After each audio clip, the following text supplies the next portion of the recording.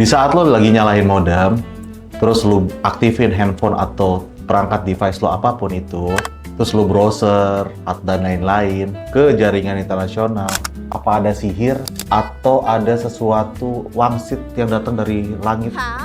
Nggak. Itu karena internet nih teman-teman. Tapi tahu gak sih cara kerja internet itu seperti apa?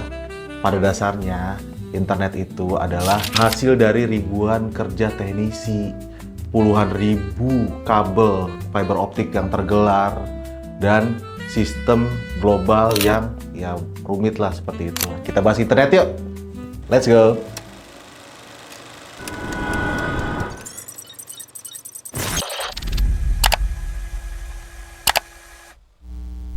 Internet itu sebenarnya sih gabungan dari jaringan-jaringan besar dan disatukan dalam satu titik yang terhubung, terstruktur, itu berupa kabel fiber optik, switch, router, dan lain-lain.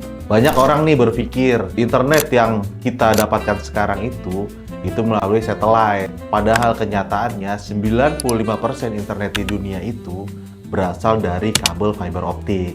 Nah, kabel optiknya itu biasanya itu dari submarin atau bawah laut. Misalnya nih, kalau kalian nih lagi mau nonton Netflix, nah permintaan kalian itu akan dikirimkan ke server Netflix. Dan dari server Netflix pusat itu akan mengirimkan data berupa paket-paket data yang kecil itu ke server kalian atau ke paket data kalian. Semua data global yang masuk dari luar negeri itu bakalan ngumpul di gerbang internasionalnya nih. Biasanya sih disebut International Gateway. Nah, International Gateway ini adalah pintu masuknya nih dari data global ke lokal. Biasanya dari Internet Exchange atau kalau di Indonesia sih untuk lokalnya itu IIX ya, Indonesia Internet Exchange. Nah, dari Internet Exchange itu biasanya masuk nih ke ISP atau ke server lokal. Dari server lokal itu bisa jadi nih ke IO Network sebagai NAP yang punya backbone dan punya lisensi buat deliver internet ke jaringan lokal. Setelah data itu sampai ke ISP, nah itu dari tiang-tiang dari penyedia jasa internet itu bakalan tarik kabel ke perangkat-perangkat kalian nih untuk pengguna jaringan rumah. Nah dari itu nanti bakalan tuh ditransmisikan dari sinyal listrik menjadi sinyal optik. Perangkat data dari luar itu ke perangkat kalian itu memang luar biasa, tapi bukan berarti tidak ada gangguan. Biasanya sih ada 4 nih gangguan-gangguan yang bisa bikin internet kalian tuh terganggu banget. Yang pertama itu, kabel bawah laut nih rusak atau gempa. Biasanya sih hal ini kemungkinan kecil terjadinya ya, tapi bisa aja terjadi. Itu pernah lo terjadi di Indonesia. Nomor 2 itu kabel fiber optik, biasanya gara-gara kegigit tikus atau kecelakaan. Biasanya kabel fiber optik itu putus nih gara-gara tikus atau kecelakaan.